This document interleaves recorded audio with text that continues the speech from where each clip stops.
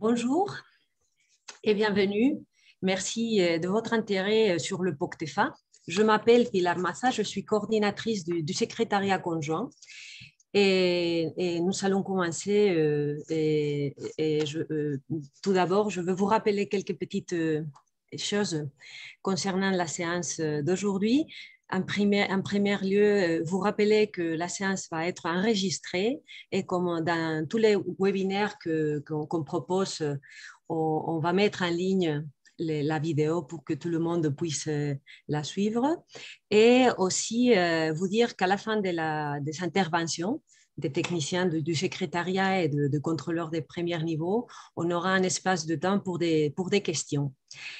Et comme vous le savez, en raison de retards accumulés dans l'émission des rapports du contrôleur de premier niveau, KPMG, et surtout dans la perspective d'améliorer les deux dernières déclarations finales du programme, qui sont le 1er avril et la dernière, le 1er septembre de 2022.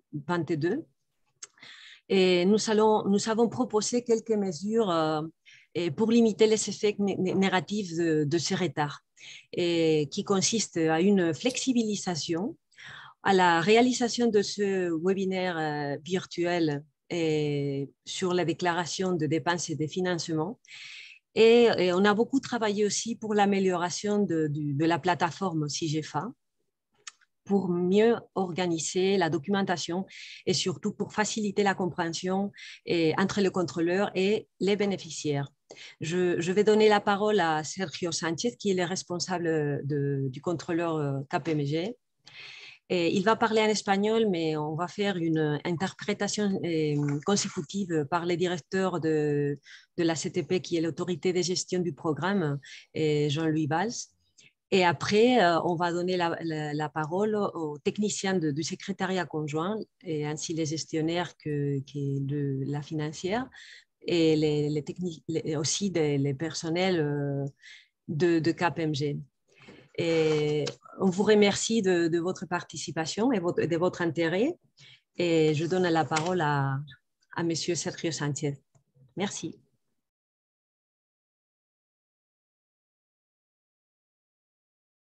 Bonjour, buenos días a todos. ¿Cómo estáis? Disculpadme que tenga que emplear un poco castellano. Soy Sergio Sánchez, soy socio de KPMG, responsable de la verificación de control de primer nivel del programa POCTEFA, principalmente centrado en la parte de España, pero muy vinculado a vosotros también, a la parte de Francia, por la casuística del programa. Os agradezco muchísimo la participación en este webinar, porque perseguimos principalmente dos objetivos que va a atomizarse en uno únicamente, ¿no? Por una parte, de alguna manera poner encima de la mesa cuestiones que creemos que se pueden seguir implementando a la hora de que cuando entreguéis las justificaciones y que va a suponer que agilizar muchísimo el proceso de verificación. Y también queríamos poner en común, con todos vosotros, pues las experiencias que venimos acumulando en estos años ya de verificación, y que estos dos factores o estos dos ejes, si somos capaces de implementarlos y seguir progresando en ellos, que lo estamos haciendo porque lo estamos viendo, pues nos va a permitir afrontar el cierre del programa operativo, del programa, pues de una manera muy adecuada, atendiendo sobre todo pues al objetivo financiero. ¿Vale? Nada más por mi parte, que cualquier cuestión, pues por supuesto, a vuestra disposición. Soy consciente que KPMG ha sufrido un cambio en el equipo de trabajo en el lado francés, probablemente no deseable, pero sí que os puedo asegurar que ahora mismo la coordinación que tienen ambos equipos, España y Francia, es fantástica, y seguro que si conseguimos seguir trabajando e implementando todas estas cuestiones que vamos a ver en este webinario, pues la verdad que va a ser para éxito de todos. KPMG a vuestra disposición, como siempre. Seamos los más partícipes en el webinario y nada, y muchísimas gracias a todos. Merci Sergio. Je suis Jean-Louis Valls, directeur comme l'a dit, l'a précisé Pilar, de l'autorité de gestion du programme. Merci à tous et à toutes de votre participation aujourd'hui. Et bon, donc je vais rapidement traduire les mots d'introduction de Sergio, auquel je remercie, je remercie également toute l'équipe de KPMG d'être présente aujourd'hui. Et je dirai ensuite quelques mots additionnels sur cette situation que nous vivons tous. Bien, donc Sergio Sanchez est l'associé de KPMG. Il est responsable du contrôle de premier niveau pour le programme POCTEFA. C'est lui avec lequel nous avons signé le contrat. Il est effectivement, dès le début, il a été plutôt centré sur l'activité de vérification espagnole, mais il est très, très lié avec l'activité de contrôle des dépenses des bénéficiaires français.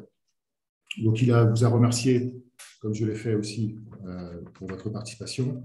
Le but pour KPMG de ce webinaire est de mettre à deux objectifs. Premièrement, mettre sur la table et de vous faire partager les mesures qui vont simplifier le process de vérification des dépenses, comme cela a été également précisé par Pilar en introduction. Et en second objectif, de mettre en commun les expériences après ces 4 années de partage, de travail ensemble, de travail collectif entre vous, porteurs de projets, bénéficiaires, nous, autorité de gestion, secrétariat conjoint, et notre contrôleur de premier niveau.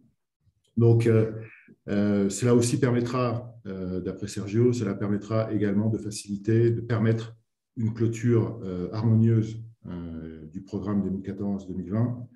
Et il est tout à fait conscient que KPMG a souffert d'un changement d'équipe du côté français qui a perturbé pendant un certain temps justement la fluidité des contrôles, mais il a toute confiance dans l'équipe actuelle qui est très motivée pour arriver à respecter les objectifs temporels des vérifications et des contrôles des dépenses. Voilà, donc il vous remercie. Moi, personnellement, donc je passerai maintenant à ma partie, simplement pour vous expliquer un petit peu ce contexte, pour bien comprendre ce que sont les contrôles des dépenses dans un programme de coopération. Vous gérez des fonds publics. Donc, cela veut dire que ces fonds sont soumis à des contrôles successifs. Non seulement celui que vous connaissez, qui s'appelle le premier niveau, avec l'intervention des auditeurs de KPMG, mais derrière, il y a aussi les contrôles. Nous sommes soumis au contrôle de l'autorité d'audit. Donc, il y a une autorité d'audit par programme de coopération. Comme nous sommes en Espagne, le POCTEFA est soumis à l'autorité de l'inspection générale des administrations espagnoles, l'IGAE, qui fixe ces règles, qui reprend les règles fixées par la Commission et qui a aussi ses propres interprétations. Et ces interprétations ne sont pas sujets à discussion. C'est-à-dire qu'il y a un contrôle qui est fait par l'IGAE qui vient en second plan. C'est pour ça qu'on l'appelle le contrôle de second niveau.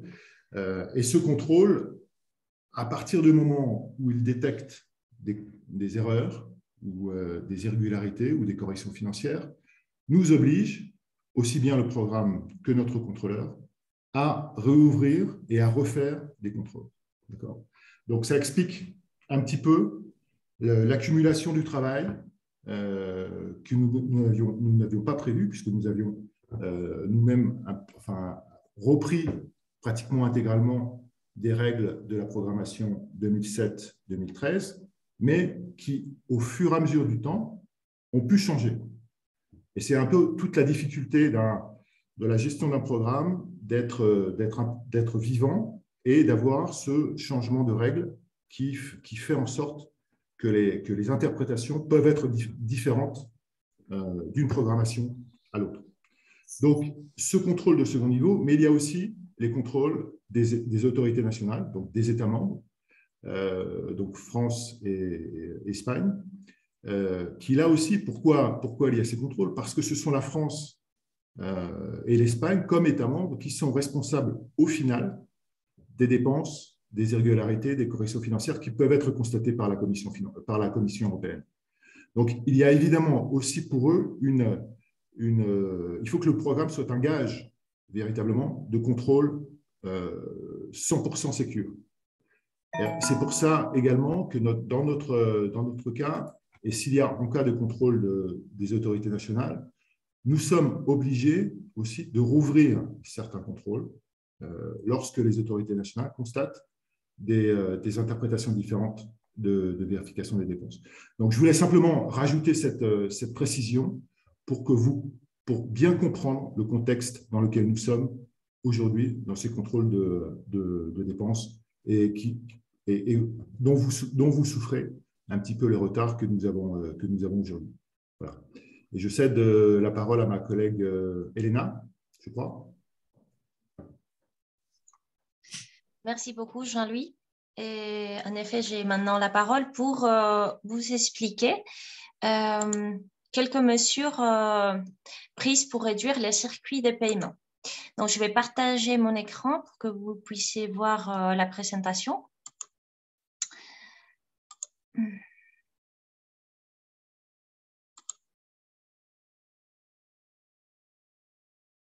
Bon, vous confirmez que vous regardez la présentation, n'est-ce pas? Oui. Ok, donc aujourd'hui, on va parler très brièvement de certaines nouveautés et des mesures qu'on a prises afin de réduire les circuits de paiement et pour accélérer un peu les processus qui est mis en place. On sait que c'est un processus qui est un peu lent et malheureusement, à cause de certaines circonstances qu'on vient d'écouter, les délais ont été un peu étalés. Donc, pour recadrer un peu la situation dans laquelle on se retrouve aujourd'hui. Elena, perdona, ¿podrías ¿Sí? hacer más grande la pantalla? O sea, compartir la presentación, es que lo vemos como pequeño. Ah, ¿lo ves pequeñito? Sí. Muy pequeño. Ah, pues yo lo estoy viendo enorme en mi ordenador. Esperad un momento. A ver. ¿Ahora? No, es que si vierais mi pantalla está ocupando toda la pantalla de mi ordenador. Antes, cuando lo hemos compartido en la prueba, funcionaba bien. Mais c'est pas grave, on continue. A ver, Merci. reanudar función de compartir. Compartir lo que se expone notre ventana.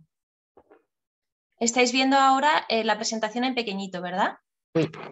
Vale, pues ahora le doy a... Un momento, voy a dejar de compartir aquí y voy a darle otra vez.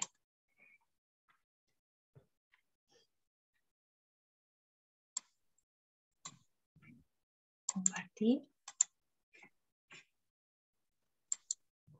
¿Ahora? ¿Tampoco? Non, mais on va continuer. Espera un momento, que lo vuelvo a intentar otra vez. No sé si es que lo tengo abierto 2 veces. Un momento. A lo mejor es eso. Compartir. Aquí lo vamos a apagar. Un segundito. A ver.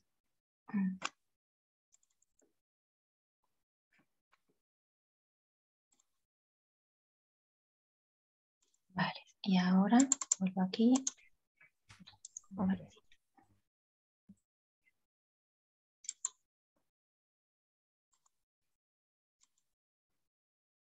Non? Toujours pas? Ça va maintenant, merci. Ah bon, ça va.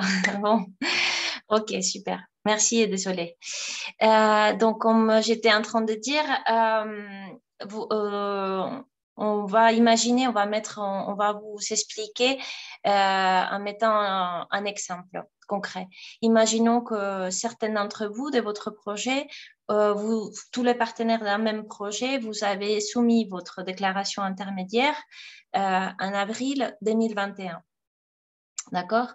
Et c'est votre projet fini en décembre 2021, imaginons, et vous préparez votre déclaration finale pour avril 2022.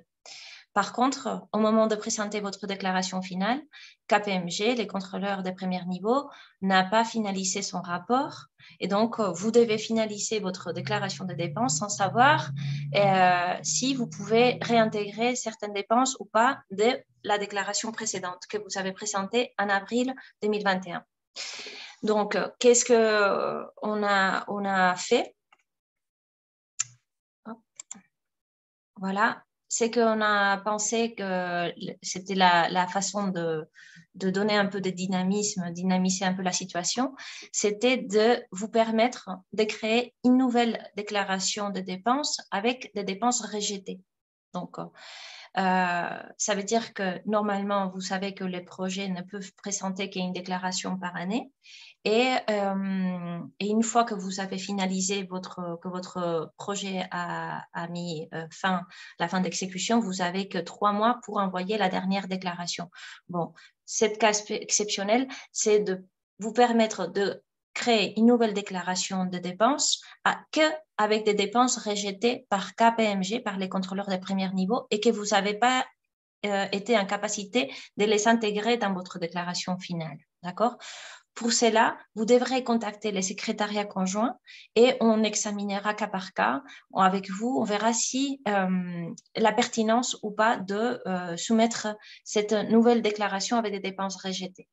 Parce que même si on le raconte comme ça va pas être le cas pour tous les projets ni pour tous les partenaires.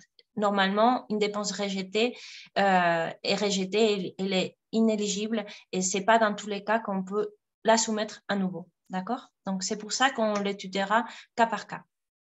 Après, quelle autre mesure on a pensé qu'on peut mettre en place pour raccourcir un peu le circuit de paiement? Il y aura deux mesures. Une qui pourra être prise par vous, le projet, et d'autres mesures qu'on prendra depuis le secrétariat conjoint et l'autorité de gestion.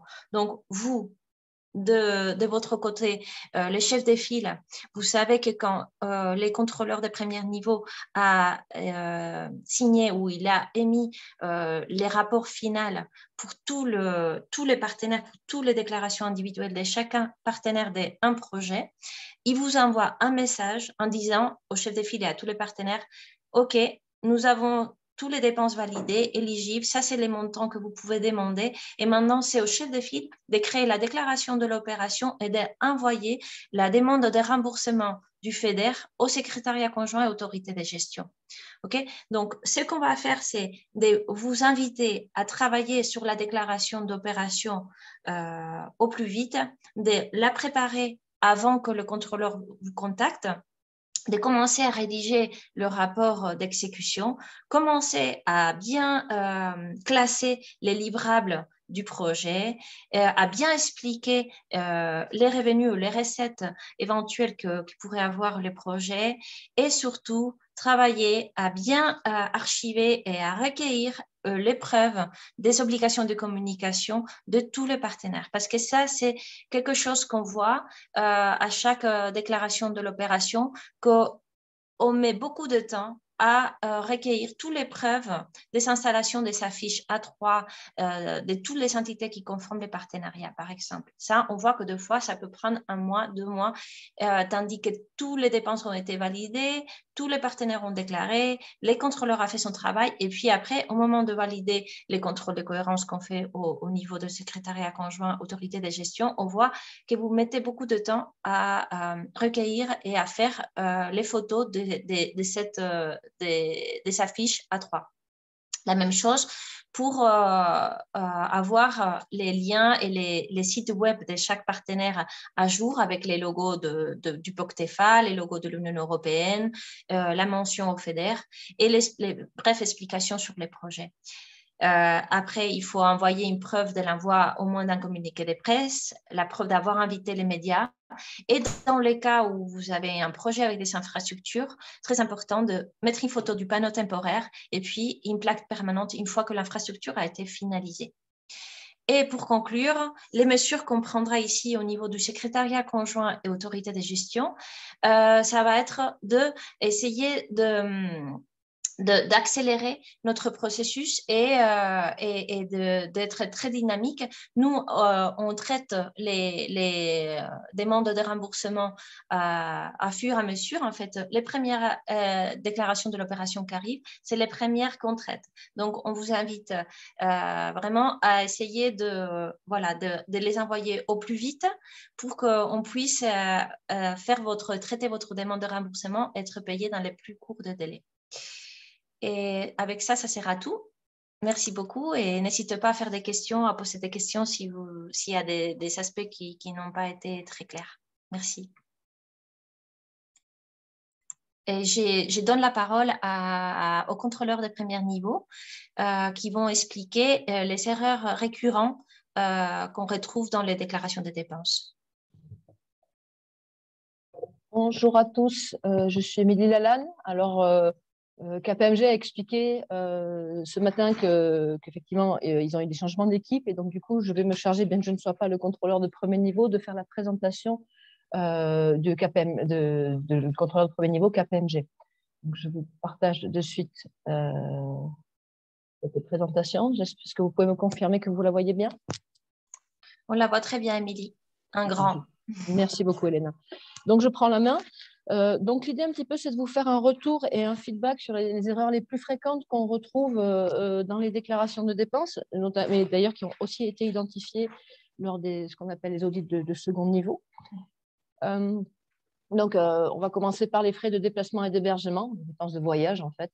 Alors, les dépenses de voyage, hein, typiquement, ça fait partie de ces choses qui demandent beaucoup de travail à vous, également aux contrôleurs, parce qu'il faut fournir beaucoup de pièces pour pas beaucoup d'argent. Donc, quelles sont les difficultés qu'on retrouve aujourd'hui sur les frais de déplacement et d'hébergement? On se retrouve régulièrement avec une absence de justification de la réalité de la dépense et de sa nécessité en lien avec l'opération. C'est-à-dire que voilà, il vous manque des preuves que vous vous êtes déplacé et que le déplacement que vous avez fait, même si on en a des preuves, on ne comprend pas forcément pourquoi ça a été fait et ça a été fait.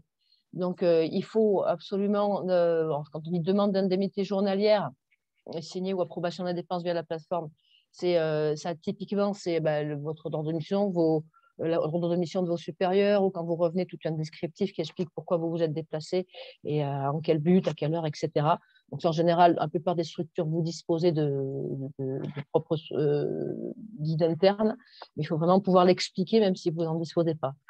Évidemment, les factures et leurs preuves de paiement, les ordres du jour de vos réunions, du séminaire ou de la conférence, de tout document qui pourrait prouver ou justifier le déplacement que vous avez fait, qui prouve le lien, qui nous permet de savoir que quand telle réunion, vous l'avez fait pour le projet POCTEFA pour lequel vous êtes financé, pas pour un autre projet. Et puis voilà, toujours justifier la nécessité de cette dépense, en quoi cette réunion ou ce voyage avait un lien avec l'opération et lier ça à l'action ou l'activité, parce que quand vous posez juste des dépenses comme ça dans CIGEFA, on n'a pas cette information-là et elle est très difficile à interpréter juste en blanc avec des factures. Et donc, c'est quelque chose qui nous est régulièrement reproché par d'autres corps de contrôle et KPMG, le contrôleur de premier niveau, a également cette difficulté-là. Donc, absolument faire attention à ces points-là. Autre point qu'il peut y avoir, le lien de l'employé avec le bénéficiaire du projet. C'est-à-dire que parfois, on a des frais de déplacement. Alors, quand on a le contrat de travail et que par ailleurs, la dépense de la personne est dépensée en dépenses de personnel, on arrive à retrouver et savoir qu'elle appartient bien à votre structure. Mais des fois, ce n'est pas le cas parce que vous n'avez pas passé le salaire de votre directrice ou de votre adjoint parce que bon, ça aurait été compliqué. Mais du coup, on n'a pas la preuve que cette personne-là, dont vous présentez le déplacement, elle a un lien avec le projet, elle appartient à votre structure. Donc ça, il faut absolument le justifier et fournir le contrat de travail ou quelque chose qui nous permette de nous assurer que cette personne-là, elle travaille bien pour votre bénéficiaire parce qu'on ne peut pas payer les dépenses de tiers. Dans le cas des déplacements en dehors de la zone éligible, alors je rappelle que la zone éligible sur POCTEFA, elle est précisée, hein, ce sont côté français notamment, ce sont les départements qui sont frontaliers. Donc, si vous vous déplacez dans les Landes, si vous allez à Bordeaux, si vous allez à Montpellier, vous n'êtes pas dans la zone éligible. Alors, on a mis une flexibilité où vous n'avez pas besoin de nous demander votre approbation. Mais en tout cas, si vous vous déplacez après à Bruxelles, en Allemagne, ce n'est pas dans la zone éligible. Il faut demander une approbation préalable par le secrétariat conjoint à l'autorité de gestion. Donc, vous ne pouvez pas le faire. Concernant les visites de terrain, donc ça c'est quand vous vous déplacez aussi in situ, pas forcément pour une réunion, mais peut-être parce que dans votre projet, je ne sais pas, vous faites des inventaires ou vous avez besoin de faire des déplacements. Il nous faut absolument la nature de ces visites et leur lien avec le projet. Ce n'est pas toujours évident. Le cas, par exemple, avec des structures qui font des relevés botaniques, avaient leurs propres indications. C'était très difficile de comprendre pour les novices et les gens qui ne sont pas spécialistes de ces choses-là, pour quelles raisons était cette visite, à quoi elle correspondait. Donc, il faut toujours lier et quitte à mettre un petit document explicatif à côté. Pardon. Et, les véhicules de service, attention aux véhicules de service. Dans les fonds européens, c'est très facile de rembourser la personne qui a utilisé son véhicule personnel. C'est facile de rembourser une dépense de taxi parce qu'on a le lien, on sait à quoi elle a servi. Lorsque vous disposez de véhicules de service, et c'est pour ça qu'en général, on vous décourage de le faire parce que ça demande énormément de travail pour pouvoir le faire correctement, on n'a pas le droit de mettre une dépense kilométrique, de dire moi, mon véhicule de service, il coûte 50 centimes du kilomètre. Pourquoi ? Parce qu'il n'y aurait pas de preuve de paiement. C'est une valorisation, en fait, vous essayez d'estimer combien a coûté votre véhicule pour le déplacement. Donc ça, déjà, c'est pour ça que ce n'est pas éligible sur la base d'un forfait dépenses kilométriques. Comme vous n'aurez pas de preuve de paiement pour votre propre véhicule de service, vous ne pouvez pas le faire. Ça marche que si jamais c'est un salarié qui a utilisé son véhicule personnel. Donc, on pourrait dire le carburant. Et le problème du carburant, c'est de savoir qu'est-ce qui est uniquement imputable au déplacement que vous aviez lié au projet que vous êtes en train de financer. Ce qui n'est pas simple. Ça veut dire que ça vous oblige à avoir un carnet ou un suivi à l'intérieur des véhicules de service que vous avez dans votre structure qui précise le kilométrage afférent, début, fin, quelle est la personne qui s'est déplacée, pour quelle raison, et que le ravitaillement de carburant soit uniquement spécifique à ça, c'est-à-dire que ça fonctionne comme une voiture de location, vous le remplissez à nouveau. Pour vous dire que c'est extrêmement complexe à mettre en place cette structure. Nous, on a envie de dire, il vaut mieux pas. Des fois, vu le travail que ça représente, ça ne vaut pas toujours le coup de le présenter. Si vous n'avez pas le choix et qu'effectivement c'est des dépenses importantes pour votre structure, faites-le, mais vraiment dans ces conditions-là, c'est un point où on a énormément d'irrégularités et où on a beaucoup de difficultés. Donc évitez les véhicules de service et si vous en avez vraiment, si vous avez des doutes, rappelez-nous, mais vous n'êtes peut-être pas en condition de les présenter selon les règles des programmes européens. Concernant les frais liés à des expertises et services externes, en fait, tout ce qui est externalisé. Donc, dans les erreurs récurrentes qu'on retrouve, c'est l'absence, pareil, de justification de la réalité de la dépense et de sa nécessité en lien avec l'opération. C'est-à-dire qu'on ne comprend pas bien à quoi sert juste avec la facture. Juste la facture ne nous permet pas, ou souvent elles ne sont pas suffisamment détaillées, ça ne nous permet pas de savoir quel est le lien. Il n'y a pas forcément le nom. On ne comprend pas bien à quoi ça sert. Et on n'a pas d'ailleurs, notamment, la facture, c'est évident qu'il faut la fournir. Mais la justification de l'ANC, c'était pourquoi vous avez eu besoin de faire cette dépense. Donc là, vraiment, essayez de mettre de liens, mettez des notes explicatives pour expliquer à quoi ça sert, surtout quand votre prestataire fait pas indiquer de quoi il est question. Évidemment, le justificatif de paiement, donc pour tous les paiements dans POCTEFA, si c'est signé par un tiers qualifié, c'est-à-dire un commissaire aux comptes, un expert comptable ou par votre propre agent comptable si vous êtes public, il n'y a pas besoin de le justifier. Enfin, sa signature vaut pour justifier du paiement. Néanmoins, si vous n'avez pas ça, il faut fournir toujours vos extraits bancaires. Concernant alors la mise en concurrence, vous êtes soumis au marché public, on va faire un point sur les marchés publics, mais dans tous les cas, sur les petites dépenses, il nous faut le manuel d'achat interne automatiquement et savoir quels sont les devis, quelle est la mise en concurrence que vous avez établie pour pouvoir savoir si vous êtes allé au moins 10 ans ou pour quelle raison vous avez choisi. Donc, faire valoir les devis. On fera un chapitre sur cet aspect plus loin. On l'a juste mis sur ce point-là parce que c'est très lié à ce type de dépenses. Et enfin, il y a tout simplement le fait qu'on n'a pas la preuve du produit final. Donc, si vous financez une étude, mettez-nous l'étude en ligne. Si vous financez une vidéo, Mettez-nous le lien vers la vidéo YouTube que vous avez financée. Si vous avez fait des études, des brochures, faites-nous une photo. Voilà. Alors, on a vraiment besoin de donner une réalité à ce qui a été effectué. Il nous manque souvent des preuves du produit final où elle n'est pas claire, la preuve du produit final.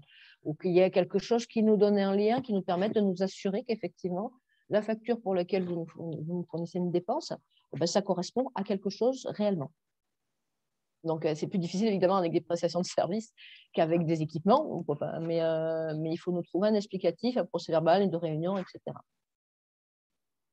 Concernant justement les dépenses d'équipement, alors, on a toujours le même problème, un problème de lien avec l'opération. On n'a pas toujours, quand on reçoit une facture d'un équipement, je ne sais pas, vous avez acheté quand ça sert à votre projet, on ne comprend pas forcément à quoi il sert pour le projet, quel était son lien. D'autant plus qu'il n'a pas toujours été bien expliqué dès le départ dans votre dépôt de candidature. Donc là, il faut absolument pouvoir l'expliciter. Alors, notamment, je m'adresse aux projets qui sont sur l'axe 1 en recherche et développement. Des fois, vous nous passez des équipements qui sont assez complexes, dont on ne maîtrise pas toujours. Si vous mettez un accélérateur de particules ou quelque chose de cet ordre-là, c'est très compliqué. Rappelez simplement que sur la dépense d'équipement, donc c'est de la même façon, facture, il faut les paiements, il faut les devis, les preuves de mise en concurrence, alors si vous avez acheté un véhicule, si vous avez besoin d'un ordinateur, etc. Il faut qu'on comprenne pourquoi vous avez eu besoin d'un ordinateur pour faire le projet. Il faut justifier de l'affectation de l'équipement au projet. Alors là, c'est important parce que là, on a eu pas mal d'erreurs et vraiment, ça pose souci. Il nous faut un rapport explicatif qui nous explique quand vous ne passez pas l'intégralité de l'équipement. Alors, à l'équipement, vous pouvez d'abord passer que l'amortissement. C'est-à-dire que si c'est un équipement qui s'amortit en 5 ans, vos projets ne fait que 3 ans et que vous l'achetez la deuxième année du projet, il n'y a que la deuxième et la troisième année qui sont éligibles. Et donc, du coup, c'est 2 années sur 5 qui sont éligibles. Et donc, il faut proratiser cette dépense. C'est seulement sur la durée de vie pendant le projet qu'on peut présenter cet équipement. On ne peut pas le financer dans son intégralité. Il faut le faire en fonction des règles comptables de votre structure et vous ne pouvez pas adapter vos règles comptables de façon à ce que ça rentre à l'intégralité dans le projet. Donc ça, c'est un point très clé vraiment de cette chose-là. Pourquoi? Parce que la durée de vie utile, elle peut aller au-delà. Vous pourrez réutiliser l'objet après la fin du projet. D'ailleurs, c'est le cas aussi. Vous pouvez avoir des objets qui ont été acquis avant le début du projet, mais donc pour lesquels vous passez l'amortissement en cours. Et notamment, si jamais c'est un équipement que vous partagez avec d'autres collègues qui sont sur d'autres projets ou avec d'autres structures, je ne sais pas comment ça marche. Je pense à vous achetez un tracteur et il y a le nombre d'heures qui sont imputées. Il faut uniquement montrer la clé de répartition. Il faut enregistrer quel a été l'usage de cet équipement. S'il est utilisé exclusivement pour le projet POCTEFA pour lequel vous êtes financé, ou si vous en utilisez que quelques heures et du coup vous avez une clé de répartition qui peut être horaire, qui peut être kilométrique dans le cas de certains véhicules, qui peut être voilà.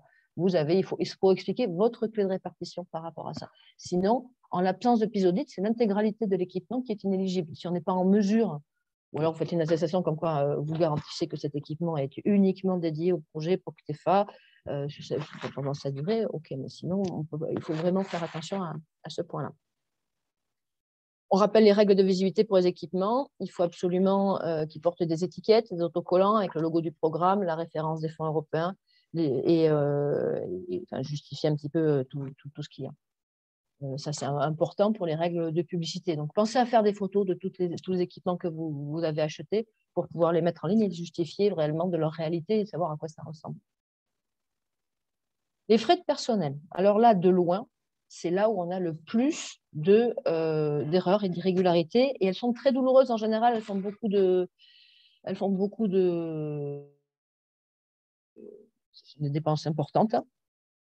Et alors, on pense là-dessus, une partie de notre mea culpa aussi. Sans doute, on n'a pas été suffisamment clair parce qu'on se rend compte qu'il y a beaucoup de mélange entre les différentes méthodes utilisées. Donc, on a développé sur CIGEFA, on le verra après, un point pour vous expliquer. Ma collègue vous l'expliquera un petit peu après. Il y a vraiment un point sur, voilà, soit vous présentez une personne à temps complet qui est 100% dédiée au projet. Donc, vous allez présenter ses bulletins de salaire. Dans son contrat de travail, si elle a été recrutée uniquement pour travailler sur ce projet, il devra apparaître les tâches qu'elle doit faire et dire qu'elle est 100% imputée au projet. S'il s'agit d'un fonctionnaire, dans le contrat de travail, il faut le fournir, en tout cas, ou l'arrêté de nomination, mais ceci dit, ça ne sera pas spécifique. Donc, il lui faudra un ordre de mission pour justifier qu'elle est dédiée intégralement au projet. Donc ça, c'est le point A que vous voyez là. Il y aura, ça, désormais, vous allez devoir le saisir dans Sigifort. On va voir tout à l'heure comment c'est fait. Dans le cas où vous êtes partiellement dédié au projet. Donc là, il y a deux façons de faire. Il y a la façon B1 ou la façon B2. Donc la façon B1, c'est un coût réel à pourcentage fixe du travail dédié au projet. C'est-à-dire que dans ce cas-là, un peu à l'instar de quand vous êtes 100% dédié au projet, vous allez présenter tous vos bulletins de salaire et vous allez dire, voilà, Madame X ou Monsieur Machin va travailler 30% de son temps de travail sur l'année 2021 au projet X. Et on applique ces 30% sur tous les bulletins de salaire. C'est un parfois sur le type de document qui est fourni. En France, pas trop de difficultés. Vous utilisez en général des ordres de mission signés par le supérieur hiérarchique. On vous recommande à ce qu'ils soient signés par le salarié.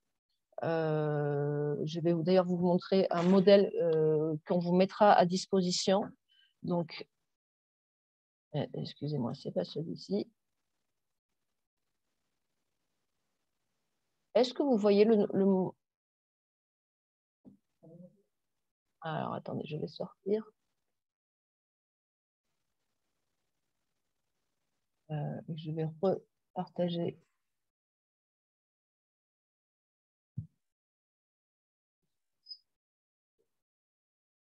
Donc, ceci est un modèle d'affectation des tâches. Alors, ça, c'est une proposition de modèle, vous en avez déjà peut-être. Hein. Il est utilisé pour affectation de tâches et pour les exigences minimales qui doivent être couvertes si la méthode de pourcentage fixe est utilisée. Donc, vous dédiez une personne à un pourcentage fixe tout au long de l'année ou de la période. Et dans le cas où votre document d'emploi, votre contrat de travail ne le précise pas, mais peut-être des fois il n'est pas suffisamment indiqué. Donc, vous précisez le nom du projet, l'acronyme, le nom de l'employé, et vous dites que par cette expression, je confirme que la personne travaille sur le projet, que si elle participe à d'autres projets européens, qu'il n'y a pas de double financement, le nom de l'employé. Vous décrivez vos tâches.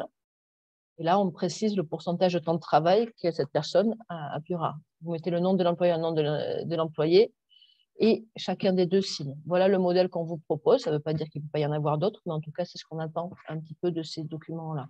Ça peut être à travers une ordre de mission. Et en général, on veut les deux, tant l'employeur que l'employé.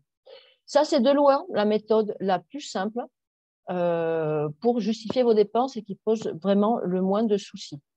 Donc, on vous invite vraiment à l'utiliser en priorité par sa simplicité d'accès et parce qu'elle vous provoque très peu de corrections financières et elle est très, très efficace. L'autre option, c'est de faire du coût réel sur des nombres variables, c'est-à-dire une méthode de coût horaire avec une feuille d'enregistrement du temps. La première version qu'on a vue là juste avant, il n'y a pas besoin de faire un enregistrement du temps heure par heure. Dans cette version B2, vous avez l'obligation. Donc, les frais de personnel, c'est une partie des coûts bruts chargés en fonction du nombre d'heures réellement travaillées au projet. Il faut fournir un certain nombre de pièces qu'on verra tout à l'heure, notamment le contrat de travail, la convention collective, enfin l'accord d'entité qui est indiqué ici, le décret, si jamais vous êtes soumis au décret français, de la plupart des fonctionnaires, vous avez un grand nombre de personnes qui sont bénéficiaires qui sont soumis, qui est plus de 1607 heures par an, qui sont des heures nettes, nettes de congé. Et donc, vous devez calculer un coût horaire par mois. Une fois que vous aurez votre coût horaire par mois, vous devrez le multiplier par le nombre d'heures que vous avez travaillé. Donc, je vais vous partager également la méthode qu'on vous mettra en ligne également. Alors, je vais arrêter de là. Donc, ça, c'est un modèle, je vais vous partager un modèle de feuille de temps. Donc, pour utiliser la méthode du coût horaire, il faut préparer son temps. Donc, je ne sais pas si vous voyez là mon fichier Excel. Donc, ça, c'est le modèle de feuille de temps. Il peut y en exister d'autres, mais c'est celui qu'on vous fournit. Il faut absolument que 100% du temps de travail soit tracé. Donc, intitulé du projet, le nom de l'organisation, le nom de la personne, à quel mois ça se réfère. Voilà, elle est par mois. Et puis là, vous allez dire, le 3 mars, par exemple, moi-même, j'ai travaillé sur le webinaire Proctefa qu'on est en train de faire. J'y dédie 4 heures. Les autres 3h30 de ma journée de travail sont dédiées à d'autres activités. C'est pour ça qu'on dit bien qu'on doit faire toutes les heures. Ça fait un total de 7h30 dans la journée. Attention aux gens qui passent plus d'heures que ce qui est travaillé, parce que ça va impacter après sur votre coût horaire. Donc, ne mettez que les heures, sinon que les heures légales de travail. Si elles sont modulables, il faudra qu'on se base sur autre chose que les 1607 heures réelles qui existent. Donc, il faut faire très attention à ce point-là, parce que la somme des heures que vous nous fournirez si vous travaillez là-dessus à l'année, si elle est plus importante que les 1600 heures, 607 heures qui sont prévues, par exemple, pour la plupart d'entre vous, eh ben, c'est qu'on a un problème et que ça va fausser le coût horaire. Et si vous avez travaillé 1650 heures, on sera obligé de travailler sur une base de 1650 heures, mais ce qui oblige le contrôleur à vous demander toutes les feuilles de temps de toute l'année. Et ça devient assez complexe. Donc, il vaut mieux mettre ce qu'il en est. Concernant la méthode du modèle de calcul mensuel, donc c'est quelque chose qu'on vous avait présenté à un webinaire cet été. Je vais vous la représenter. On l'a un peu simplifié parce qu'on avait expliqué c'est complexe la dernière fois. Voilà. Donc ça, c'est une méthode de coût horaire. Vous avez, si vous présentez l'année 2021, pour dire quelque chose, voilà, vous présentez les bulletins de salaire de toutes les années, vous allez prendre le net, le brut chargé, ça vous fait le total salarial. C'est ça, c'est ce que vous coûtez, c'est votre coût auprès de votre structure, de votre entité. Vous divisez le nombre d'heures 1607 par 12 mois, donc on fait une moyenne du coût horaire mensuel. On a imputé le 13e mois de façon globale, 45, on le lisse sur 12 mois. Ça vous permet de faire un coût horaire, c'est-à-dire que le coût total par mois plus le prorata du 13e mois divisé par le nombre d'heures moyennes. Et ça vous fait un coût horaire mensuel. En mois de janvier, cette personne, je ne sais pas si on voit bien, excusez-moi, cette personne coûte 19,22 €. Il ne vous reste plus qu'à appliquer le nombre d'heures. Là, dans cet exemple, par exemple, cette personne, elle n'a pas travaillé au mois de janvier, pas au mois de février. Au mois de mars, elle a travaillé 14,25 h. Et ces 14,25 h, on doit les travailler dans la feuille de temps ailleurs. On multiplie 14,25 heures par 19,22 €. Et ça, c'est le montant imputé à Voctefa. Ça vous permet de faire ce point-là. Attention, on ne peut travailler que sur des choses qui sont payées. Donc, si vous présentez, par exemple, si au 1er avril, vous présentez vos dépenses salariales de janvier, février et mars, le 13e mois, il n'est pas payé. Donc, vous ne pouvez pas l'imputer. Vous êtes obligé de l'enlever. Vous pouvez imputer que ce qui a été payé. Donc, ça vous fera un petit manque à gagner, mais on ne peut prendre en compte que ce qui a été fait en cours. Par contre, si, par exemple, au 1er avril, vous présentez vos dépenses de 2021, si vous avez eu un 13e mois de la prime, elle est prise en compte. Voilà pour la technique. Rappelez que dans ces points-là, le 13e mois, les primes exceptionnelles ne sont pas éligibles parce qu'elles ne sont pas imputables au projet. Il faut retirer, alors on va le voir tout de suite, on vient vers le PowerPoint, congé, maternité, etc. Je peux partager mon écran. Voilà. Donc, on était sur ce coût horaire, donc on calcule un coût horaire par mois comme on l'a vu, et on l'applique à la feuille de temps qui doit tracer 100% du temps de travail. Je passe un peu sur les employés et en contrat de valeur parce que c'est que les intermittents du spectacle et c'est assez évident comment le faire. Donc ça, là, cette slide, c'est pour vous dire que la méthode B1 est plus facile à utiliser avec le pourcentage fixe plutôt que de faire des feuilles horaires. Mais voilà, ce qui est important, c'est que si vous bénéficiez dans les frais de personnel de primes contractuelles, il faut absolument justifier du fait qu'elles sont liées au projet, qu'elles n'ont pas un caractère exceptionnel. Donc, si vous avez des primes d'objectifs, vous dites, bah oui, si cette année vous allez faire quelque chose qui n'a rien à voir avec votre effort, on ne peut pas les imputer. Donc, la recommandation vraiment, pour ne pas se faire retoquer, c'est de ne pas imputer, notamment dans les feuilles de coût horaire, les primes. Vous les oubliez, elles ne sont pas prises en compte. Les heures supplémentaires qui ne sont pas liées au projet n'ont pas à être indiquées non plus. Tout ça, c'est sur la méthode. Elle est beaucoup plus restrictive et beaucoup plus complexe à mettre en œuvre parce qu'il faut enlever beaucoup de choses. Enfin, j'ai cette connexion Internet. Réduction de maladie, maternité, les heures supplémentaires, tout ça, ce n'est pas éligible sur la méthode du coût horaire. D'ailleurs, sur l'autre méthode non plus, puisque je vous rappelle que c'est seulement ce qui est à la charge du bénéficiaire que vous pouvez présenter. Donc, si la sécurité sociale a remboursé les indemnités journalières, évidemment, vous ne pouvez pas présenter une dépense qui vous a déjà été remboursée par ailleurs, qui n'est plus à la charge du. Voilà pour le point, pour les points spécifiques. Donc, on vous laissera la parole un peu après. Concernant les données à caractère général, il manque souvent l'attestation de non-récupération de la TVA. Des fois, vous ne le précisez pas, mais il la faut parce que il faut vraiment la préciser pour savoir justement si c'est vraiment été à votre charge ou pas. Concernant les projets, il faut absolument, surtout si c'est après l'opération, on vous rappelle qu'il est absolument indispensable de fournir l'analyse coût-avantage qui est en ligne. N'hésitez pas à me contacter si vous ne la trouvez pas ou si vous avez besoin d'entraide, mais les recettes, elles se déduisent. Il y a un calcul assez complexe à mettre en place. Si votre structure, votre projet ne génère pas de recettes avec de ce qu'on vous finance, il nous faudrait une attestation sur l'honneur qui indique qu'elle n'en génère pas.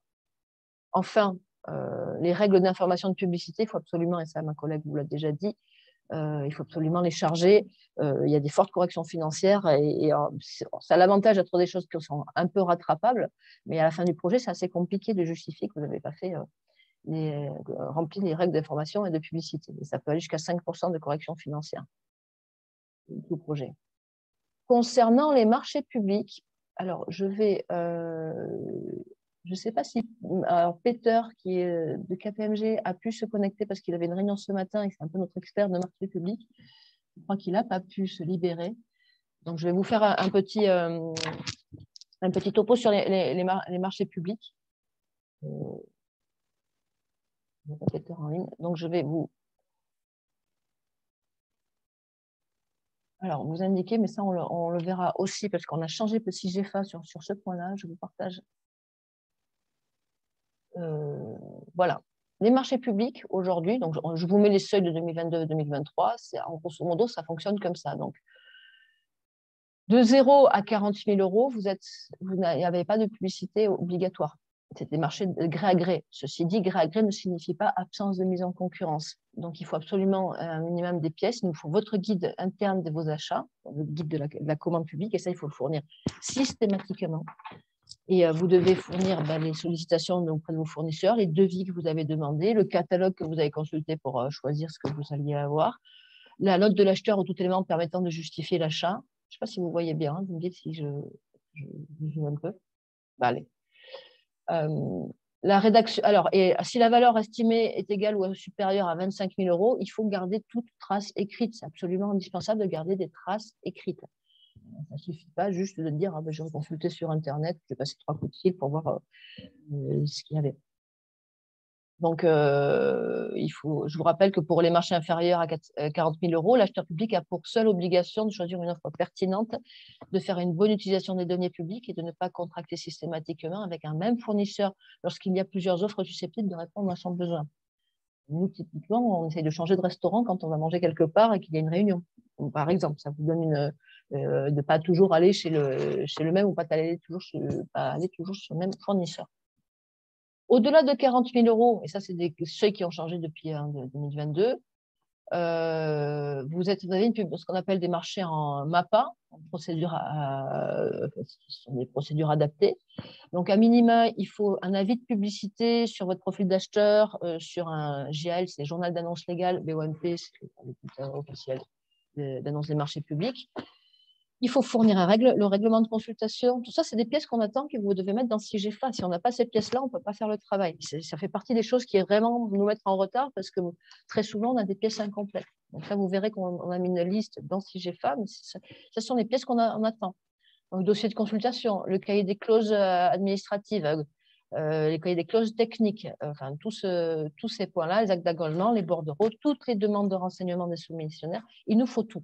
Il nous faut l'intégralité pour voir qu'est-ce qui a été fait. Donc ça, il n'y a pas de, on ne peut pas y déroger. Vous avez l'obligation de garder tous ces éléments-là. Et puis à partir, alors là, je suis sur les fournitures et services. Je n'ai pas mis les travaux, mais parce qu'on a pas mal de fournitures et services sur le programme POC-TEFA. On est sur l'État et ses établissements au public. C'est dès 140 000 euros qu'on passe en procédure formalisée, donc celle qui est la plus lourde. Mais en fait, pour les collectivités, établissements, j'ai du mal à le zoomer, c'est un peu plus haut, c'est à 215 000 € actuellement. Bon, ce sont des seuils qui ont changé en fonction des années, hein. Ils sont à peu près tous pareils, mais c'est très important de fournir les pièces. Les pièces, vous voyez, en dessous des seuils, en dessous de 40 000 €, et c'était 25 000 € sur la période précédente, il faut absolument des pièces à minima. Donc voilà, et c'est ce qui nous retarde le plus, hein, ces absences de pièces. Je vous passe sur les travaux et concessions des réseaux. Les travaux, c'est plus haut, mais vous en avez moins. Juste vous rappeler le cas des personnes morales de droit privé soumises à la commande publique. C'est le cas des associations, c'est le cas de certaines fondations qui reçoivent plus de fonds publics que de fonds privés, ou qui sont globalement pilotées par des structures publiques. Elles sont soumises également au marché public. Donc, ça s'applique à eux aussi. Et pour les cas des marchés de faible montant, je vous rappelle l'existence d'un intérêt transfrontalier certain. En gros, et ça nous touche directement en coopération, même plus que dans d'autres programmes. C'est-à-dire que quand vous achetez quelque chose, en France, peut-être que les Espagnols, ils peuvent aussi vous fournir une prestation. Et, je pense à des prestations de traduction, d'interprétation, par exemple. Il y a aussi des prestataires interprètes et traducteurs du côté espagnol. Donc ça, typiquement, ça a un intérêt transfrontalier. Mais ça pourrait être sur des choses, si vous êtes très près de la frontière, le menuisier, quelqu'un qui vous fait travaux, pourrait être. Donc, vous devez d'aller consulter un petit peu de l'autre côté, demander un devis. Et ça fonctionne aussi pour vos collègues espagnols de l'autre côté pour qu'ils le fassent du côté français. Donc, ça, c'est un point qui peut être important. Voilà pour les éléments. Je passe un peu parce qu'on va voir surtout que l'important, c'est le manque de pièces qu'on a. Ce n'est pas forcément vous avez des défauts, c'est le manque de pièces. Alors, je repasse un petit peu sur les travaux. Les travaux, hein, c'est travaux et concessions. Alors, attendez, je cherche. Marché public, seuil de procédure actuel, donc depuis le travaux et concessions. Bon, pour tout organisme, jusqu'à 40 000 €. Voilà, en fait, le seuil, jusqu'à 40 000 €, publicité non obligatoire, mais j'ai envie de vous dire, elle est recommandée. Donc, c'est à gré, et vous avez là les pièces qu'on attend de vous sur toujours le guide interne des achats d'acheteurs. Ça, vous êtes tous censés en avoir un normalement. Toutes les structures soumises au marché public ont un guide interne, et la plupart du temps, même, il a été validé par le contrôle de légalité pour savoir s'il était suffisant. Et on peut vous corriger sur le fait que vous n'avez pas suivi votre propre guide interne. On a déjà eu des cas. À partir de 40 000 € jusqu'à 5 382 000, modo la même chose, on demande toutes les pièces à minima. C'est un minima, hein. Il y aura des cas où ce sera un maxima, mais tous les échanges pendant la procédure de passation, ah oui, important, tous les échanges pendant la procédure de passation d'un marché public doivent être dématérialisés sauf dérogation. Ça, c'est un point aussi, c'est que vous êtes passé depuis un moment à la dématérialisation. Donc voilà pour ce point-là. La différence, hein, grosso modo, avec les travaux, avec les marchés de services, c'est le seuil. Le seuil est beaucoup plus haut, à 5 millions €. Et il y a un point aussi, c'est que souvent, vous appliquez des 5% de retenue de garantie. Les 5% de retenue de garantie sont inéligibles puisqu'ils ne se débloquent, ils ne sont payés réellement aux prestataires qu'une fois qu'à la remise des travaux. Donc, vous n'avez pas le droit, même si dans votre structure, vous la payez, ça va sur un compte bloqué, ce n'est pas payé aux prestataires. Donc, nous, on ne peut pas la considérer comme éligible. Systématiquement, si jamais vous avez des retenues de garantie, elle ne sera éligible que lorsqu'elle sera payée aux prestataires une fois la preuve de la remise de travaux et le déblocage de ce paiement dessus. Voilà un peu pour ces points-là. Je vais passer, alors il y aura des points, je pense, on va garder les questions pour la fin, je vous invite à les écrire, à vous les préparer. Et je passe la parole à ma collègue Thérèse Assas, qui va nous montrer un peu les améliorations qu'on a fait sur SIGEFA concernant les dépenses de personnel pour vous aider à les tracer. Et après, je reprendrai la parole on va foncer désormais sur les marchés publics et la commande publique. Intéressant. Merci Émilie, bonjour à tous et à toutes. On va faire une petite présentation maintenant des améliorations que l'on a faites sur les SIGEFA. Bon, ces améliorations ne sont pas encore disponibles. Et vous les montrer dans un environnement d'épreuve, mais elles sont toutes prêtes pour lundi prochain. Donc, je vais vous montrer, j'ai partagé mon écran tout d'abord.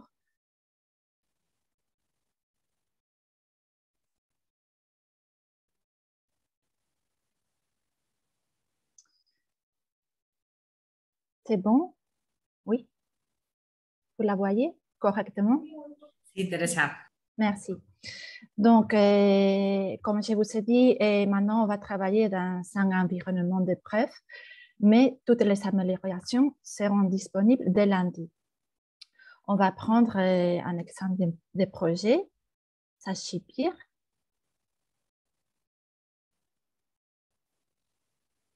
Donc, je vous rappelle que vous devez avoir toujours vos codes d'usager à main et bien les garder pour entrer dans le CIGEFA.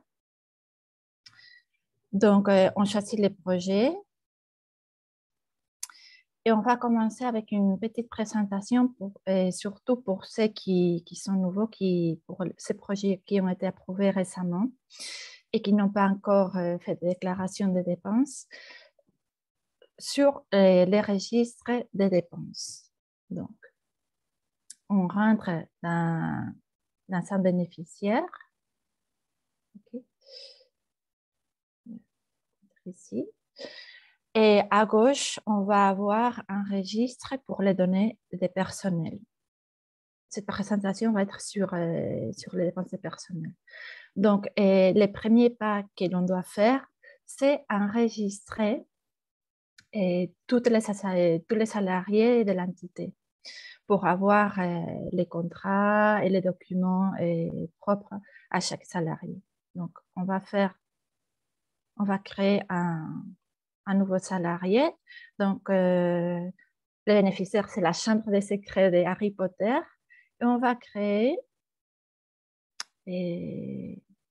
un salarié, Hermione Lan. On met ici les données. On l'enregistre.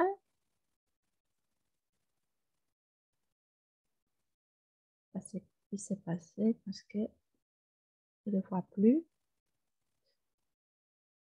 Mais je vais voir si ça a été correctement enregistré.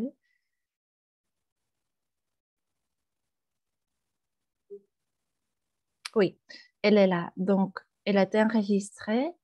Et ensuite, quand on l'enregistre, on peut télécharger ici dans document personnel et les contrats de travail, par exemple. Les contrats, on les télécharge ici. Voilà. Voilà. Après, on est enregistré.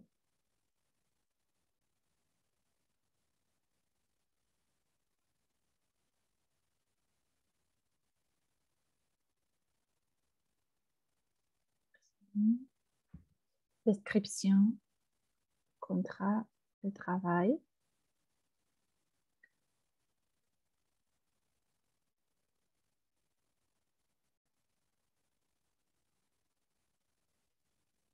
Je ne sais pas pourquoi tu n'enregistres pas. Peut-être parce que c'est la longueur de l'archive. Peut-être. Je vais essayer de changer le nom. C'est très trop long.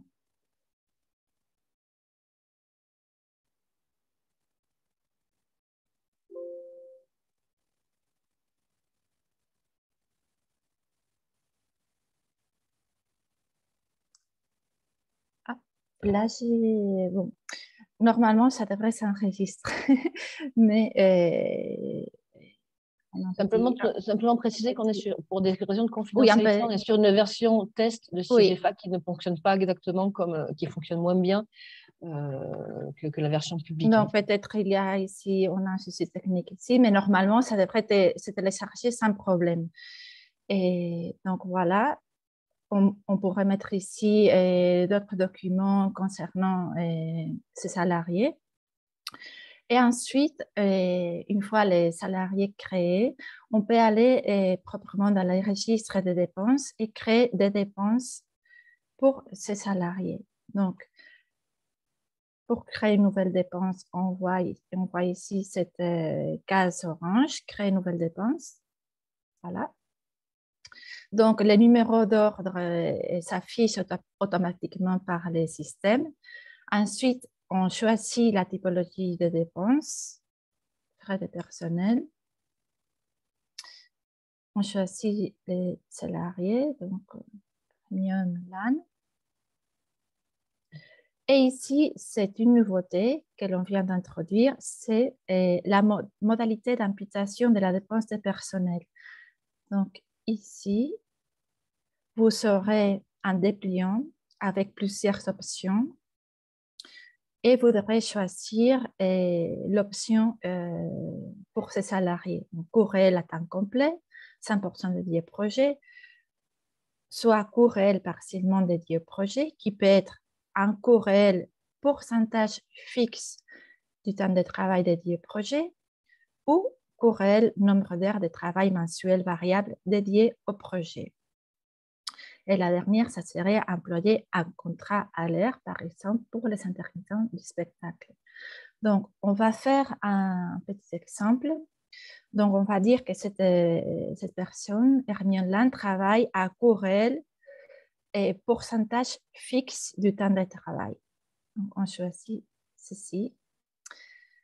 Et une autre nouveauté, c'est que vous pourrez voir dans cette fenêtre d'information, si vous cliquez là-dessus, vous aurez un rappel avec tous les documents qui sont nécessaires pour valider la dépense et pour ce type de typologie de présentation des coûts réels, pourcentage fixe du temps de travail des projets avec un pourcentage fixe. Donc, ici, vous avez toute la liste de documents. Toujours bien d'avoir à la main les guides des porteurs de projets avec toute l'information, mais si vous ne l'avez pas à la main, ici, vous avez les rappels de toute la documentation qui est nécessaire. Une autre nouveauté, c'est que vous pourrez télécharger ici un modèle pour qui est en fait un document établissant un document modèle pour établir les pourcentages de temps dédiés au projet par mois. Donc, vous allez là-dessus et vous pourrez télécharger les documents que vous a montré ma collègue Émilie tout à l'heure.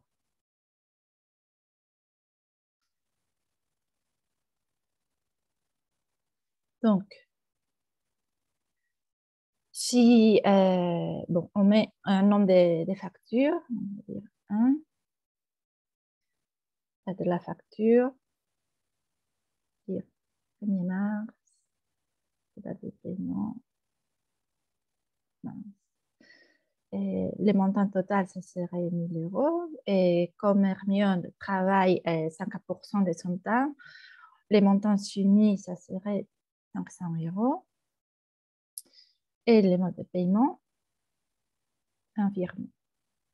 Maintenant, on décrit l'objet de la dépense.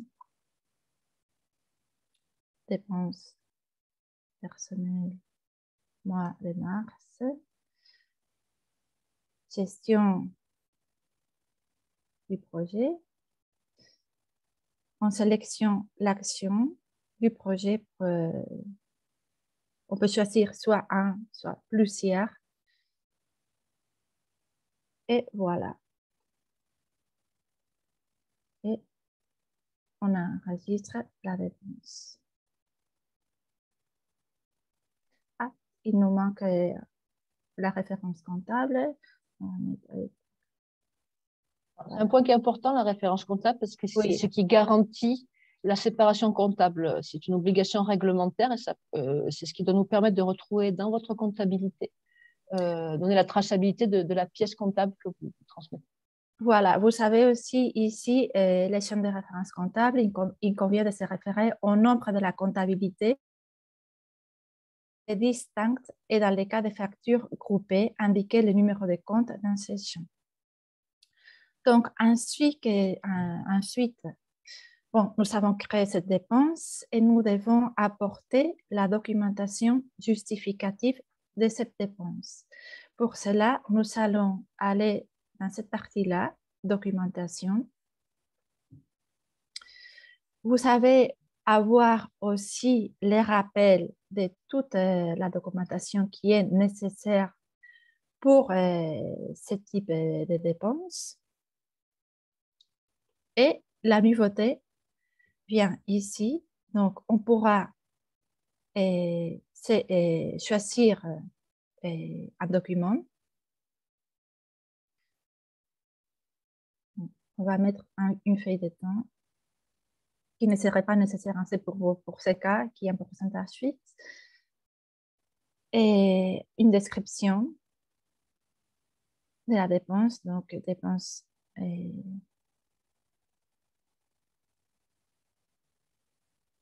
personnelle dernier mois de mars. Et vous aurez un dépliant pour identifier en fait de quel document on est en train de télécharger. Bulletin de salaire, description du poste, document des pourcentages d'affectation, fait des calculs justificatifs des paiements et autres. On va imaginer que c'est le document des pourcentages d'affectation. Et on l'enregistre. Voilà. Et vous devez toujours choisir le titre du dépliant que vous allez télécharger. Cette amélioration va permettre en fait de mieux identifier la dépense, de voir de quoi il s'agit et de mieux la cibler quand le contrôleur va faire votre contrôle de dépenses. C'est très important de bien décrire les documents et de choisir le type de document dans lequel on est en train de télécharger. Donc, voilà. On va faire un retour et on va faire un autre exemple.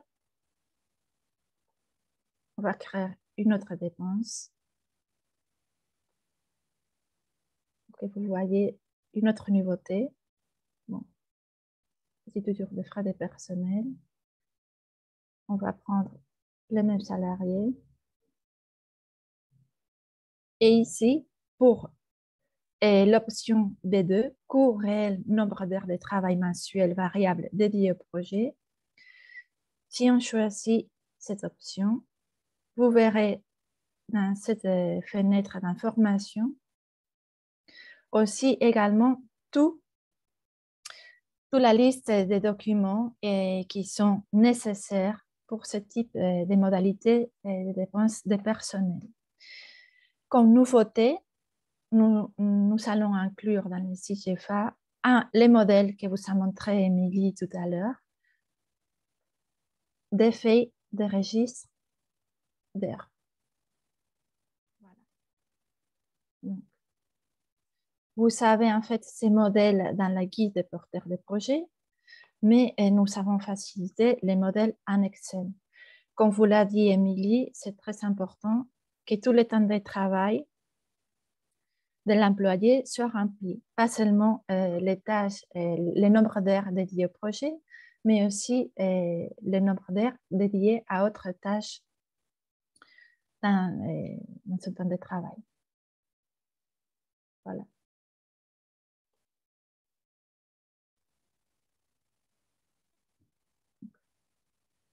Et vous aurez aussi également, une fois enregistré la dépense, donc on va le faire 3 de la facture, le paiement, 2, montant total 1000, mention on va dire 200, notre paiement, virement, agence comptable, objet, dépenses personnelles, gestion du projet. On enregistre. Et également dans la part documentation, vous saurez les rappels des documents qui doivent être fournis pour cette dépense. Et également, vous aurez l'obligation de bien décrire les documents que vous allez télécharger. Par exemple, on va dire que c'est une feuille de temps. Et on devra indiquer dans l'intitulé quel type de document nous allons enregistrer. Donc, voilà pour cette partie nouveauté dans les CIGEFA qui seront disponibles, je vous les rappelle, dès lundi prochain. Je passe maintenant la parole à ma collègue Émilie qui vous expliquera les nouveautés concernant les marchés publics dans les CIGEFA.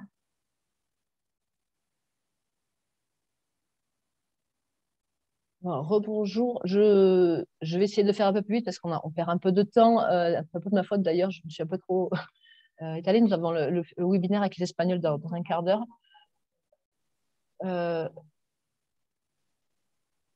Donc simplement, je ne sais pas si vous voyez mon écran. Oui, ok. L'autre nouveauté qu'on a mis dans CIGEFA, c'est dans le registre des dépenses sur les données des marchés publics. Les marchés publics, comme c'est le cas pour les dépenses de personnel, souvent il nous manque beaucoup de pièces et donc l'idée c'est d'essayer de rendre CIGEFA plus intuitif et pour que ça vous aide pour ne pas oublier les pièces. Donc là, par exemple, vous avez un bénéficiaire qui a saisi 3 ou vous pouvez saisir un nouveau marché pour le compléter. Vous créez le marché et après vous pourrez joindre les dépenses et lier les dépenses à ce marché quand vous créez la dépense. Quand vous cliquez dessus, désormais, vous avez quelque chose qui vous rappelle les seuils de procédure formalisés, les seuils pour les marchés inférieurs, et entre les deux, entre 25 000 et enfin, au-delà de 25 000 ou de 40 000 en fonction de la date, vous êtes dans la procédure adaptée. Et la nouveauté, comme vous voyez, donc vous devez saisir votre numéro de contrat, l'objet du contrat.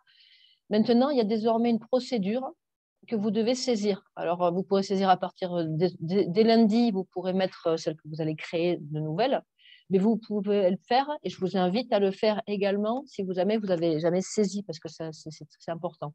Donc, tous les marchés inférieurs au seuil, les procédures formalisées, c'est-à-dire au-delà des seuils européens qu'on a vus, qui sont indiqués au-dessus, et ce qui est entre les deux, c'est la procédure adaptée. Donc, en fonction de ce que vous choisissez, si vous choisissez procédure adaptée, vous enregistrez, toujours bien penser à saisir le montant de l'adjudication, enfin de l'attribution du contrat. Et quand vous cliquez désormais, on vous rappelle quels sont les éléments que vous êtes censé ici apporter, et ils sont également rappelés au fur et à mesure, donc ça vous permet de les nomenclaturer. À quoi ça sert déjà de vous donner le nom? C'est qu'au-delà du document que vous allez aller chercher et qui pour vous a un nom particulier et vous allez mettre doc 2, et que vous avez le nom que vous donnez pour votre structure, c'est important que le contrôleur il puisse comprendre qu'est-ce que vous êtes en train quel est le type de document d'utiliser. Donc, puis en plus, il a déjà les accents. Ça permettra de le faire. Vous voyez, là, le nom. La connexion n'est pas stable. J'espère que vous m'entendez toujours bien. Et donc, voilà, ça c'est... vous devez remplir cette checklist, ça vous donnera la garantie que votre contrat est finalisé. Et si on arrive à avoir des déclarations complètes, on arrêtera d'avoir des retards et on pourra avancer beaucoup plus vite et rattraper les retards. C'est ce que nous souhaitons. Est-ce qu'on donne un petit point peut-être sur les questions et les réponses parce qu'on voit qu'il y en a déjà un certain nombre qui sont en train d'apparaître sur le chat. Sur Mentimeter, je ne sais pas ce qu'on a. Je nous dis Christina peut-être. Alors, oui, Pilar, si ça te va bien, je vais partager l'écran avec les questions. D'accord?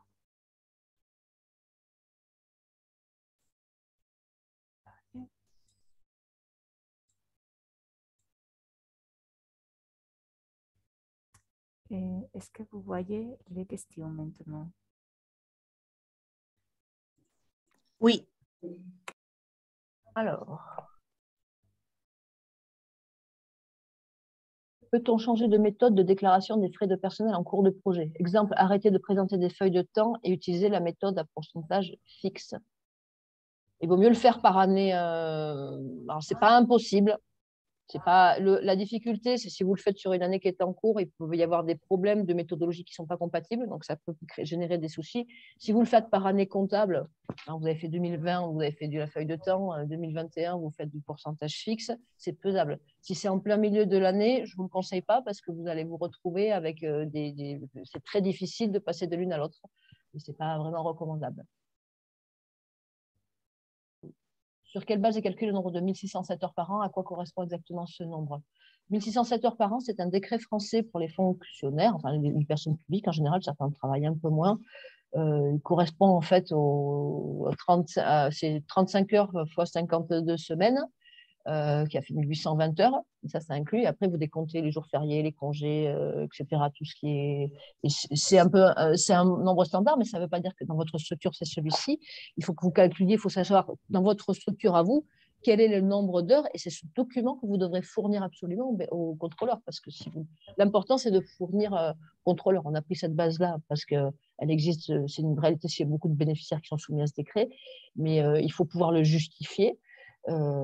Et il faut que ça toujours se baser sur une base qui est soit dans votre contrat de travail, soit dans votre convention collective, ce qui régit vos heures de travail à l'année et net de vacances. Notre système comptable ne nous permet pas d'isoler le montant du 13e mois et charges patronales associées. Comment faire? Je vous suggère de ne pas présenter le montant du 13e mois si vous n'êtes pas capable d'assurer une piste d'audit. Tout ce que vous ne pouvez pas mettre en piste d'audit, il faut le laisser de côté. Question. Pour la justification, le projet s'achève fin mai. Toujours pas de retour sur la justification précédente. Je dois refaire une justification intermédiaire en avril. Alors, c'est ce qu'a exposé ma collègue Elena tout à l'heure. Nous sommes conscients de ce problème. On sait qu'un certain nombre d'entre vous ne vont pas. Il nous reste 58 bénéficiaires français pour qui les rapports ne sont pas émis. Donc, vous ne savez pas si les dépenses sont rejetées ou pas. Donc, si vous déclarez au 1er avril, vous déclarez normalement. Et il y aura la possibilité, vous rentrez en contact, dès que vous aurez votre conclusion de votre rapport, vous rentrez en contact avec le secrétariat conjoint, vous donnera la possibilité de représenter vos dépenses rejetées. Il y aura de nouvelles déclarations avec des dépenses rejetées. Dans le cadre de la présentation exceptionnelle de la déclaration individuelle de dépenses rejetées, sera-t-il nécessaire de compléter un nouveau rapport d'exécution? Une question, il faudra. Non, je pense que ce ne sera pas nécessaire, mais honnêtement, on n'est pas rentré encore dans ce niveau de détail-là. Si c'est le fait, on pourra le faire rapidement. Si notre déclaration finale est faite le 1er septembre, peut-on faire la déclaration exceptionnelle pour les dépenses rejetées après? Alors, cette histoire de déclaration exceptionnelle, elle est prévue uniquement pour les bénéficiaires qui n'ont pas reçu les conclusions de leur rapport intermédiaire avant. Donc, ce sera là-dessus, pour l'instant, on est obligé de travailler sur du cas par cas. On sait qu'au 1er avril, un certain nombre de bénéficiaires n'auront pas leurs résultats. Si c'est votre cas, au 1er septembre 2022, le programme communiquera sur ce point-là. Ce serait évidemment certainement souhaitable si c'était le cas. Mais sinon, l'idée, c'est que si vous avez vos conclusions précédentes avant, vous représentez vos dépenses dedans. Qu'en est-il des équipements d'un montant peu élevé inférieur à 200 €? La mise en concurrence est-elle obligatoire? La mise en concurrence en France est obligatoire dès le 1er euro. Autre chose, après, c'est que vous disposez d'un guide d'achat qui ne vous oblige pas à garder les choses. Donc, ce qui rappelle l'importance de fournir vos guides d'achat internes. Comment peut-on justifier des dépenses dans le cadre d'un contrat d'obligation de service public? C'est un cas un peu particulier, je vous invite à nous contacter, mais normalement, les contrats de quasi-régie sont prévus par la réglementation. Vous les présentez dans une prestation de service, en principe. Mais, voilà. Il faut justifier, par contre, que vous êtes bien dans un cas de quasi-régie, que vous n'êtes pas soumis au marché public. Qu'en est-il des phases contradictoires? Elles sont en cours et elles sont que de 10 jours. Le problème, c'est qu'elles s'allongent et elles vont être beaucoup plus rigides et certainement, vous aurez plus de dépenses rejetées au niveau des bénéficiaires pour avancer parce qu'effectivement, le programme là est bloqué, il y a beaucoup d'argent qui est bloqué. C'est dû à des déclarations qui ne sont pas assez complètes. On perd beaucoup de temps à récupérer des pièces qui devraient déjà être dans l'application. Donc voilà. Le règlement des marchés publics et des procédures adaptées doivent-ils être insérés à chaque dépense? Non. Ne peut-on pas mettre une fois? Donc, vous avez dans les marchés publics un aparté spécifique pour avoir à éviter de représenter à chaque fois toutes les pièces de marché public. Donc, dans la dépense, vous créez la dépense avec la facture qui est liée au marché public, et il y a un menu déroulant qui vous permet de faire le lien avec le marché public. Il y a un endroit où vous saisissez en fait tous vos marchés publics pour ne pas avoir à représenter tout à chaque fois. Sinon, ce serait, Donc ça, je vous invite à regarder les guides et les autres séminaires, si jamais vous avez des difficultés. Alors, les cas particuliers des projets, on ne va pas les traiter ici. Je crois qu'il faut qu'on finisse parce qu'on commence dans 5 minutes l'autre point. Voilà pour quelques questions. On tâchera d'essayer de vous répondre sur les différents points en dehors.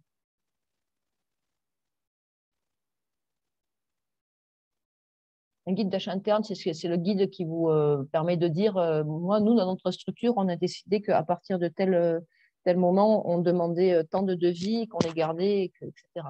Je vous invite à regarder sur Google, il y a beaucoup d'exemples. Toutes les structures publiques en disposent d'un et normalement, il est publié.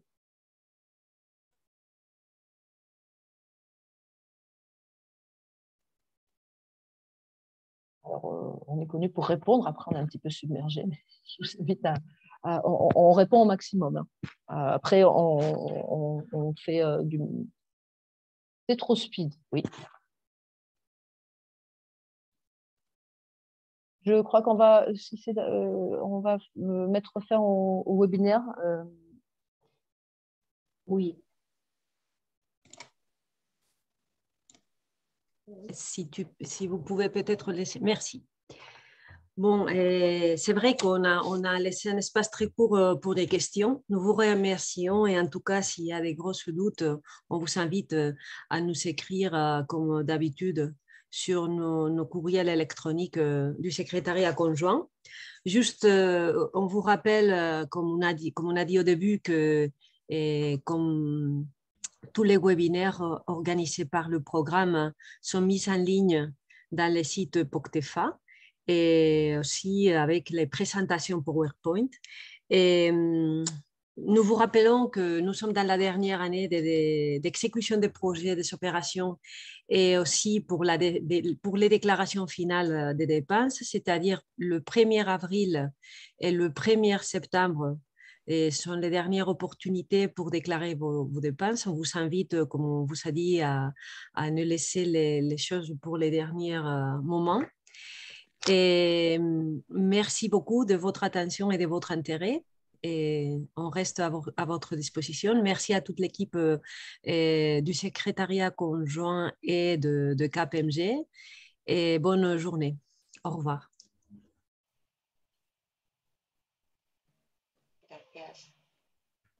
Merci. Au revoir.